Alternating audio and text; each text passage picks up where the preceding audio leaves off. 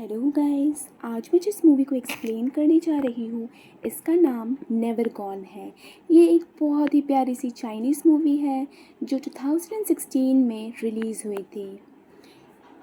इस मूवी की story line बहुत ही यूनिक है। आई होप आप सबको मेरा एक्सप्लेनेशन बहुत पसंद आएगा। अगर आपको मेरा एक्सप्लेनेशन पसंद आता है तो मेरे वीडियो को लाइक एंड शेयर करिए एंड मेरे चैनल को सब्सक्राइब करिए। सो चलिए क्विकली मूवी को स्टार्ट करते हैं। तो मूवी की स्टार्टिंग में हम एक लड़की को देखते हैं जिसका नाम होता है सू युनजिन एंड ये किसी को ढूंढ रही होती है हर जगह। इसका मतलब ज़रूर इसके साथ कुछ ना कुछ हुआ है जिसकी वजह से उस पर्सन को वो ढूंढ रही होती है। एंड ये ईयर 2015 होता है। देन हम पास्ट के टाइम में जाते हैं, यानी कि 2007 में, जब सू युनजिन बस एक टीनेजर थी। एंड हम देखते हैं कि उस घर की कंडीशन बिल्कुल भी अच्छी नहीं थी, यानी कि वो एक पुअर फैमिली से थी एंड उसके फादर बहुत ही बीमार थे। बट जैसे कि सारे पेरेंट्स चाहते हैं कि हम अपने बच्चों को अच्छे स्कूल में भेजें, वैसे ही सू युनजिन के पेरेंट्स उसे एक बहुत ही अच्छे स्कूल में भेजते हैं। तो सू युनजिन जब फर्स्ट डे अपने स्कूल में एंटर करती है तब वो वहाँ पे देखते हैं कि एक लड़का बाइक में आ रहा होता है एंड वो लड़का इतनी स्पीड से आ रहा होता है कि जो वाटर का पाइप होता है वो फट जाता है एंड सू युनजिन के ऊपर आकर पानी गिर जाता है। देन हमें यहाँ पे इंट्रोड्यूस करवाया जाता है कि ये बाइक वाला लड़का कोई और नहीं बल्कि इस मूवी का मेन लीड है जिसका नाम जेंग है। एंड यहाँ पे हमें दिखाया जाता है कि ये एक बहुत ही बिलियनियर लड़का है and even good looking plus good in games, यानी कि ये एक ऑलराउंडर लड़का है। यहाँ पे उसके पीछे बहुत सारी लड़कियाँ पागल हैं बट ये अपने ही स्टाइल में अपनी लाइफ को जीता है। तो हम देखते हैं कि ये अपने बाइक से उतरता है एंड सू युनजिन से पूछता है कि तुम्हारी क्या प्रॉब्लम है, तुम मुझे घूर क्यों रही हो। कुछ स्टूडेंट्स साइड में बेसबॉल खेल रहे होते हैं एंड बेसबॉल का जो बॉल है वो सू युनजिन को आकर लगने वाला होता है। तभी यहाँ पे हमारा मेन लीड जेंग आकर उस बॉल को पकड़ लेता है। देन हम नेक्स्ट सीन्स में मिलते हैं एक बहुत ही बदमाश बच्चे से जिसका नाम जाओ होता है। ये बहुत ही मस्तीखोर होता है एंड ये सबके नाक में दम करके रख देता है। देन हम मिलते हैं मो से जो कि सू युनजिन की बहुत ही अच्छी फ्रेंड बन जाती है एंड हम बोल सकते हैं कि सू युनजिन की फर्स्ट फ्रेंड इन स्कूल मो ही होती है। देन हम देखते हैं कि जो सू युनजिन जो क्लास में एंटर करती है उसे जेंग के आगे वाले सीट पे ही बैठने के लिए टीचर कहती है।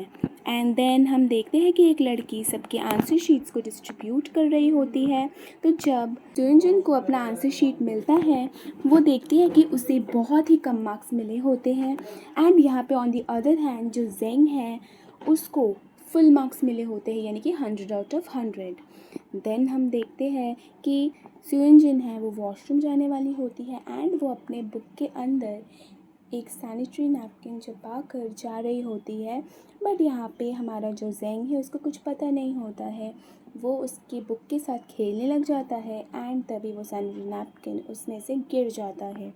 एंड ये एक बहुत एम्बैरेसिंग बट थोड़ा बहुत फ़नी सीन भी होता है। एंड तभी वहाँ पे हमारा जो बदमाश बच्चा था, यानी कि जो जाओ है, वो वहाँ पे आ जाता है एंड वो उस नैपकिन को खोलता है एंड उसे अपने हाथ पे लगा लेता है एंड बोलता है इतना बड़ा बैंडेज। एंड ये एक बहुत ही फ़नी सीन बन जाता है बट थोड़ा बहुत ऑकवर्ड भी सब स्टूडेंट्स के लिए।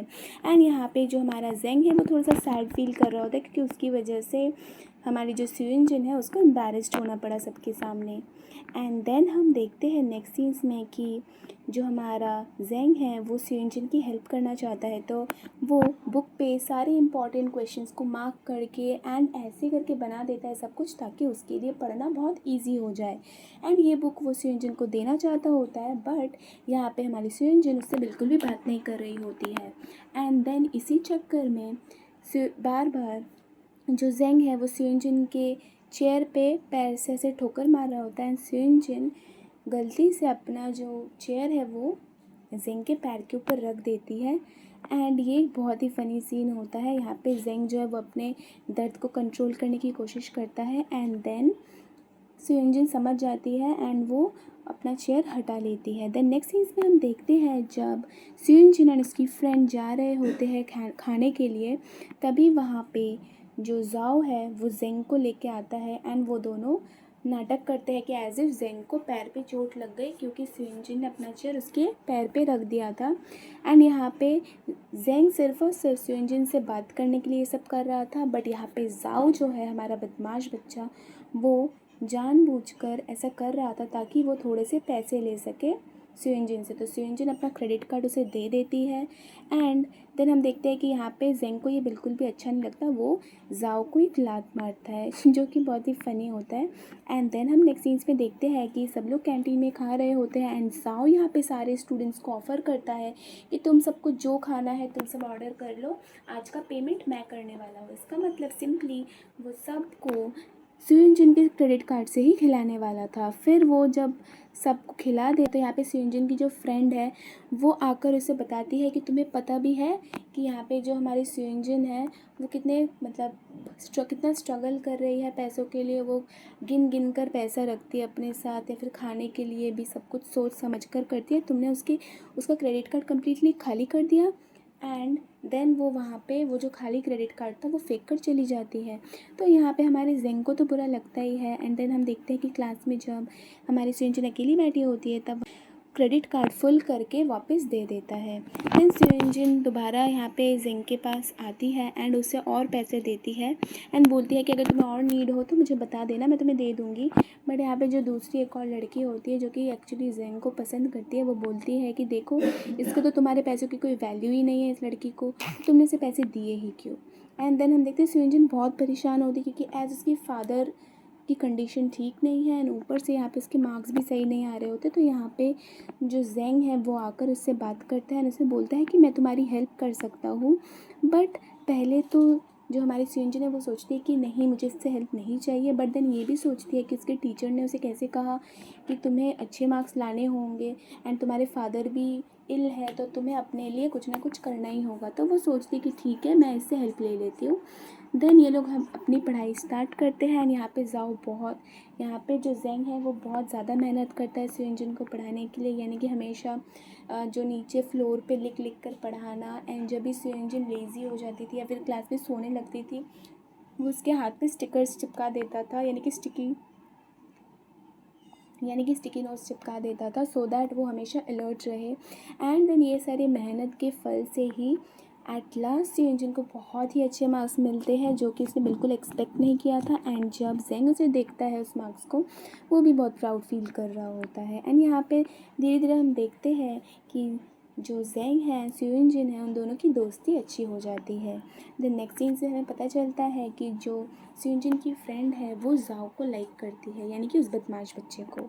एंड वो वहाँ पे उसका बेसबॉल मैच देखने आती है एंड तभी हम लोग देखते हैं कि वहाँ पे जो हमारा जेंग है वो भी वहाँ पे खेल रहा होता है एंड वो मैन ऑफ द मैच बन जाता है क्योंकि वो बहुत ही अच्छा बेसबॉल खेलता है। एंड देन हम देखते हैं नेक्स्ट सीन्स में कि यहाँ पे जो जेंग है वो स्यूनजिन की फ्रेंड से बात करता है एंड वो पूछता है कि स्यूनजिन कहाँ पे है। तो उसकी फ्रेंड बताती है कि उसको अपने घर से कॉल आया था तो उसे यहाँ से जाना पड़ा। देन हम देखते हैं कि जो जेंग है उसको क्लास में बिल्कुल भी अच्छा नहीं लग रहा होता, यानी कि बोरिंग लग रहा होता है क्योंकि इतने दिनों से वो जो स्यूनजिन है उसी के साथ टाइम स्पेंड करता था। मोस्टली स्यूनजिन इसके आगे वाले सीट पर ही बैठती थी। बट देन हम देखते हैं कि यहाँ पे स्यूनजिन की फ्रेंड आकर जेंग के सामने वाली सीट पे बैठ जाती है। तो जेंग बोलता है तो मेरे सामने वाली सीट पे आके क्यों बैठे हो, ये तो स्यूनजिन का सीट है। तब वो बताती है कि अब से स्यूनजिन नहीं आएगी तो मैं ही उसकी सीट पे बैठ रही हूँ।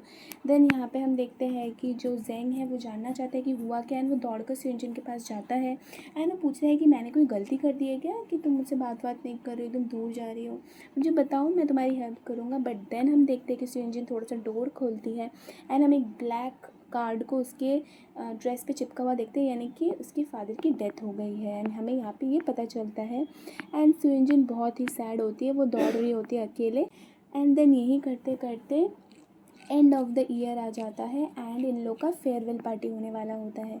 सो सारे लोग फेयरवेल पार्टी में आए होते हैं इंक्लूडिंग जेंग, जाओ, स्यूनजिन एंड एवरीबडी एल्स। तो ये सब लोग यहाँ पे डांस कर रहे होते हैं एंड स्यूनजिन उसी लड़की के साथ बैठी होती है जो कि जेंग को पसंद करती है। सो यहाँ पे वो लड़की स्यूनजिन को बहुत कुछ सुनाती है कि तुम एक बहुत ही पुअर लड़की हो तो तुम्हें कभी भी जेंग नहीं मिल सकता क्योंकि वो एक प्रिंस चार्मिंग है। बट एक्चुअली सच बताए तो यहाँ पे सुयोंजिन वैसा कुछ सोचती भी नहीं है, वो बस चाहती है कि वो एक नॉर्मल लाइफ जिए अपनी तरह से।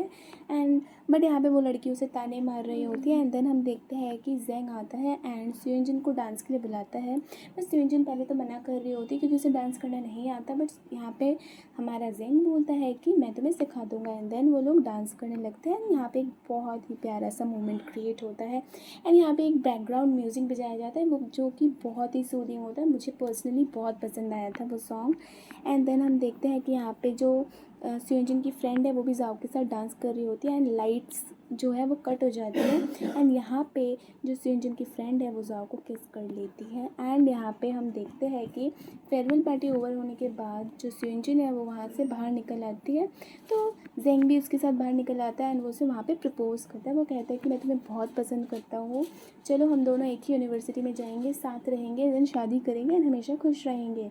तो यहाँ पे सुयोंजिन उसे किस करती है एंड वहाँ से चली जाती है। तो यहाँ पे जो हमारा जेंग है उसको लगता है कि सुयोंजिन ने उसे येस बोल दिया है, वो बहुत खुश हो रहा होता है। बट एक्चुअली यहाँ पे जो हमारी सुयोंजिन है वो उसे एज अ लास्ट बाय वो किस दे रही थी। एंड इसके बाद से वो कभी भी जेंग से मिलने नहीं वाली थी। एंड देन हमें 2 इयर्स बाद का सीन दिखाया जाता है, यानी कि 2009 में, जहाँ पे अब जो हमारी सुयोंजिन है वो एक कॉलेज में पढ़ती है एंड पार्ट टाइम जॉब करती है इन अ लाइब्रेरी। वहाँ पे उसे एक सीनियर लड़का भी मिलता है जो कि उससे बहुत अच्छे से बिहेव करता है। उन दोनों का बॉन्ड अच्छा बन जाता है। एंड यहाँ पे वो सीनियर लड़का उससे अच्छी तरह से घुल मिल जाता है एंड वो उसे बोल सकते हैं कि एक तरह से पसंद करता है।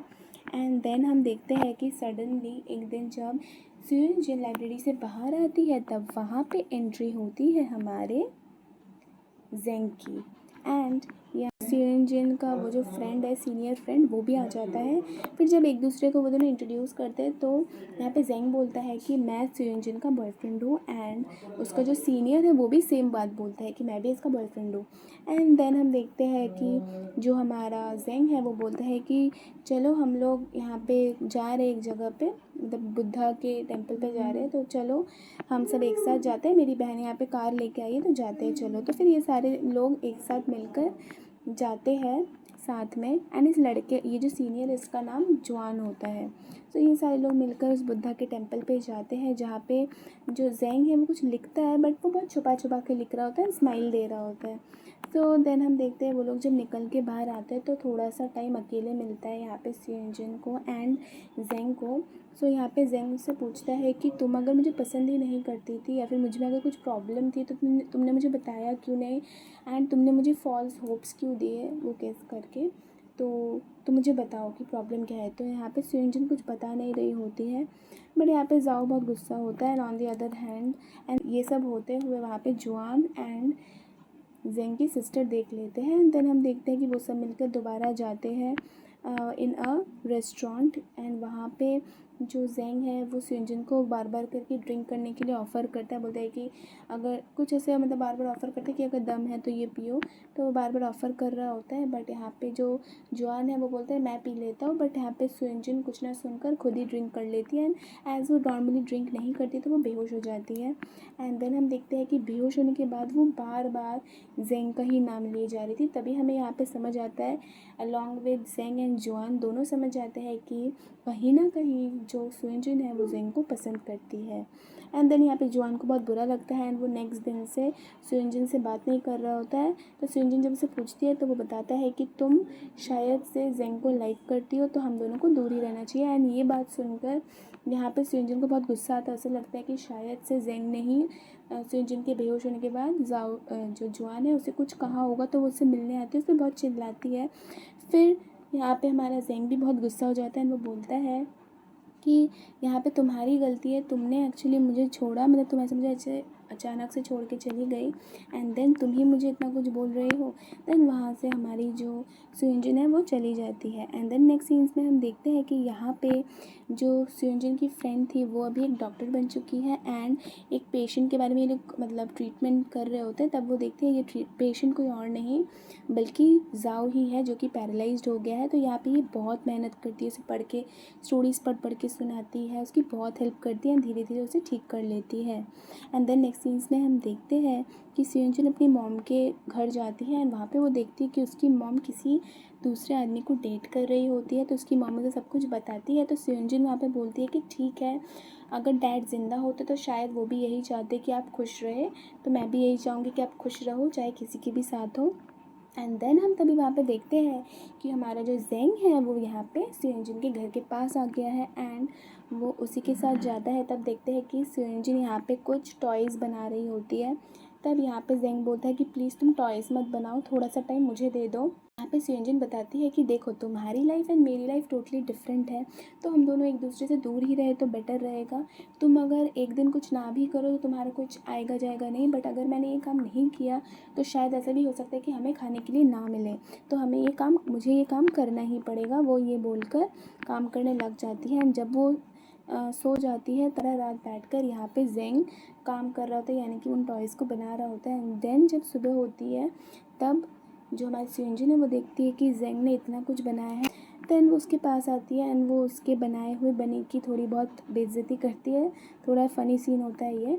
बट देन जब वो उसका हाथ देखती कि उसके हाथ पे बहुत सारे कट्स लग गए हैं एंड देन उसे बहुत ज़्यादा बुरा फील होता है एंड उसे ये समझ भी आता है कि सिर्फ यही वो लड़का है जो उससे इतना ज़्यादा प्यार करता है कि इतना कुछ कर रहा है वो उसके लिए एंड वो उसे छोड़ नहीं सकता। तो इसलिए वो समझ जाती है कि यही उसके लिए राइट पर्सन है एंड वो उसके साथ कहीं ना कहीं रिलेशनशिप में आने के लिए रेडी हो गई होती है। एंड यहाँ पे हम देखते हैं कि जो हमारा ज़ेंग है वो बहुत ये सब कुछ समझ जाता है एंड वो धीरे से उसका हैंड पकड़ लेता है एंड ये बहुत ही क्यूट सा सीन होता है। उसके बाद हम देखते हैं कि जो सुयोंजुन एंड हमारा जो ज़ेंग है वो दोनों रिलेशनशिप में आ गए हैं, इतना हमें समझ आता है। देन हम नेक्स्ट सीन्स में देखते हैं कि सुयोंजुन एंड उसकी फ्रेंड एक दूसरे से बात कर रहे होते हैं एंड देन यहाँ पे सुयोंजुन जो ज़ेंग है उसको कॉल करती है एंड वो उससे मिलने के लिए जा रही होती है ट्रेन में। पर जब वो उसे कॉल करती है उसे पता चलता है कि ज़ेंग भी उसी के पास आ रहा है।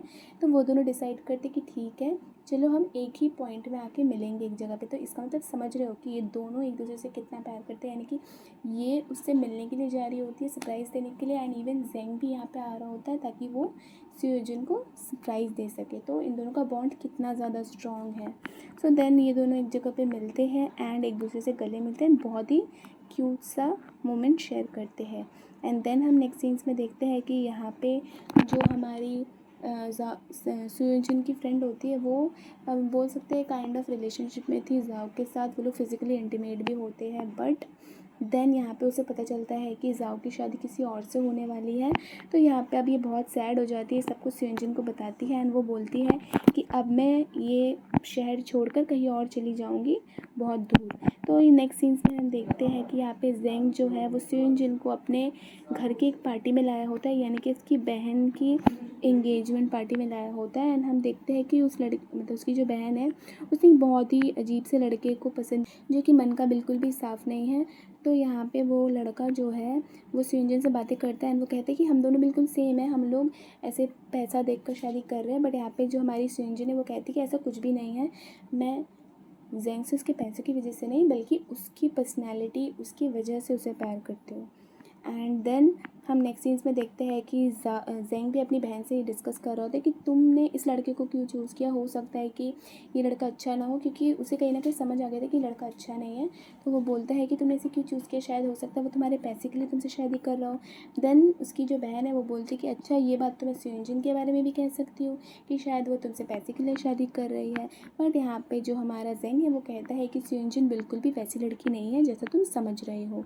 एंड देन वो दोनों जब पार्टी से बाहर आ रहे होते हैं तब सुयोंजुन ज़ेंग से पूछती है कि क्या हम शादी करेंगे कभी। तब ज़ेंग उसे बताता है कि मैं तुम्हें प्रॉमिस करता हूँ कि मैं तुम्हें कभी नहीं छोड़ूंगा एंड हम दोनों शादी करने वाले हैं। तो ये बोलकर वो उसे अपने मतलब पिगी बैक राइड देता है एंड उसे दौड़कर ले जाता है एंड उसे ये भी कहता है, यानी कि वो ये चिल्लाते हुए भाग रहा होता है उसे लेकर कि मैं अपनी वाइफ को लेकर जा रहा हूँ अपने घर। यानी बहुत ही प्यारा सा मोमेंट होता है। मुझे ये मोमेंट बहुत अच्छा लगा था। आई गेस जितने भी व्यूअर्स होंगे सबको ये मोमेंट बहुत ही अच्छा लगेगा। एंड देन हम नेक्स्ट सीन्स में देखते हैं कि सुयोंजुन जब अपने ऑफिस से निकल रही होती है तभी वहाँ पे वो अंकल आ जाते हैं जिनको उसकी मॉम डेट कर रही होती है एंड वो बताते हैं कि उसकी मॉम की कंडीशन बिल्कुल भी अच्छी नहीं है एंड उनके ट्रीटमेंट के लिए 2 lakhs चाहिए, यानी कि पहले भी पैसे चाहिए थे बट अभी सिर्फ 2 lakhs ही चाहिए।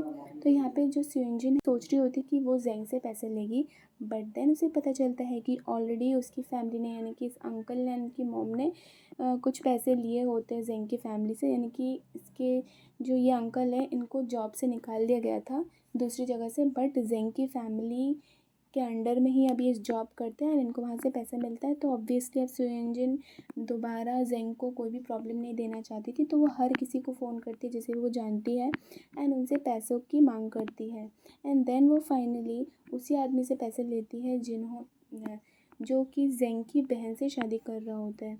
एंड देन जब सुयोंजिन वापस घर आती है तब यहाँ पे जेंग को सब कुछ पता होता है। वो उसे बोलता है कि आई नो कि तुम्हारी मॉम को ट्रीटमेंट के लिए 2 lakhs रुपीज़ चाहिए, तो मैं दे दूँगा, कोई प्रॉब्लम नहीं है। तब यहाँ पे सुयोंजिन बताती है कि मैंने ऑलरेडी पैसे ले लिए हैं। तब ये पूछता है कि तुम्हें इतने सारे पैसे 2 लाख रुपीज़ किसने दे दिए, मुझे बताओ। एंड देन वो बताती है कि उसने इस जो हमारा जेंग है उसी की बहन के जो फियांसे है उससे पैसे ले लिए हैं। तो यहाँ पे जो हमारा जेंग है वो बहुत गुस्सा हो जाता है। वो बोलता है कि तुमने मुझसे ना पैसे लेकर किसी और से पैसे ले लिए, वाह। तो ये गुस्सा होकर उसके पास जाता है उस आदमी के पास एंड सारे पैसे उसे फेंक कर मारता है। एंड जब वापस आता है तो इन दोनों के बीच में थोड़ी बहुत बहस हो जाती है एंड जो हमारा जेंग है वो सोचता है कि तुम तो बिल्कुल भी मुझ पे भरोसा नहीं करती या फिर रिलाई नहीं कर पाती हो, तो शायद हम दोनों को सेपरेट हो जाना चाहिए। एंड देन ये दोनों सेपरेट हो जाते हैं एंड यहाँ पे जेंग बोलता है कि मैं यहाँ से चला जाऊँगा। तो यहाँ पे जेंग जा रहा होता है बट वो बार बार अपने फ़ोन को ही देखे जा रहा था, यानी कि वो सोच रहा होता है कि शायद सुयोंजिन उसे मैसेज करेगी एंड बोलेगी कि मत जाओ। बट यहाँ पे सुयोंजिन भी मैसेज नहीं कर पा रही होती क्योंकि उसे लगता है कि शायद जेंग उससे गुस्सा होगा और मुझ पर कॉन्फिडेंस नहीं आ रहा होता है, तो वो भी मैसेज नहीं कर पाती। एंड देन जेंग यहाँ से अपने प्लेन में करके कहीं और चला जाता है। एंड देन हम देखते हैं कि आफ्टर फ्यू ईयर्स यहाँ पे हमारी जो सुयोंजिन है वो उसी बुद्धा टेम्पल में आती है जहाँ पे वो और जेंग बहुत पहले आए थे एंड जेंग बार बार छुपा छुपा कर उससे कुछ लिख रहा होता है। तो वो उसी जगह पे जाती है एंड वो देखती है कि जेंग ने क्या लिखा होता है। उसने लिखा होता है कि मैं मतलब वो ट्रूली इससे लव करता है एंड वो उसे कभी नहीं छोड़ेगा, ये सब इसे लिखा होता है, उसकी अच्छाई के लिए सब कुछ लिखा होता है। सो ये सब पढ़ के वो बहुत इमोशनल हो जाती है एंड उसे सब कुछ टाइम से याद आता है कि कैसे वो लोग सोच रहे थे कि एक दूसरे से शादी करेंगे एंड ऑल दैट। तो वो निकल जाती है जेंग को ढूंढने के लिए एंड यही वो सीन है जो हमें मूवी के स्टार्टिंग में दिखाया गया था, यानी कि सुयोंजिन किसी को ढूंढ रही थी एंड वो कोई और नहीं बल्कि हमारा जेंग ही था।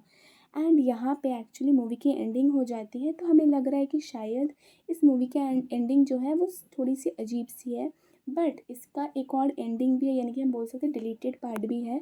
तो वहाँ पे ये दिखाया जाता है कि यहाँ पे कार के बाहर जेंग खड़ा होता है एंड सियोंजिन उसे देखती है एंड देन हम देखते हैं कि तो यहाँ पे सियोंजिन देखती है कि जेंग खड़ा होता है तो उसके पास वो जाने ही वाली होती है कि तब वो देखती है कि जेंग एक लेडी को लेकर आ रहा है जो कि प्रेग्नेंट है। तो सियोंजिन को लगता है कि दैट मे बी जेंग जो है उसने अपने लाइफ में मूव ऑन कर लिया है एंड शायद ये उसकी वाइफ होगी। एंड देन ये देखकर वो वहाँ से चली जाती है सैड फील करके एंड जब जेंग कार करके जा रहा होता है तब वो देख लेता है सियोंजिन को वहाँ से जाते हुए एंड वो कार को रोकता है एंड दौड़ कर सियोंजिन के पास जाता है।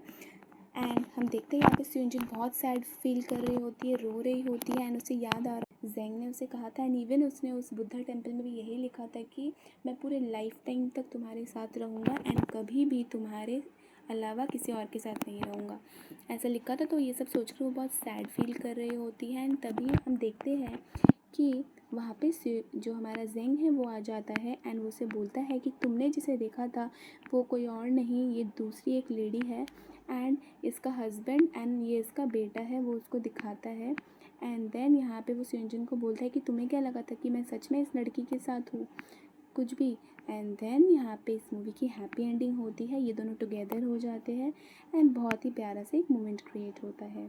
तो इस मूवी में हमें बहुत ही प्यारे सीन्स देखने को मिले एंड हमें देखने को मिला कि कैसे high school lovers at the and together हो ही गए इतने सारी प्रॉब्लम्स होने के बाद भी। एंड यहीं पे ये मूवी एंड हो जाती है। आई होप आप सबको मेरा एक्सप्लेनेशन पसंद आया होगा। मैं ऐसे ही मूवीज़ एंड ड्रामाज़ आप सबके लिए लाती रहूँगी। Stay tuned. Thank you.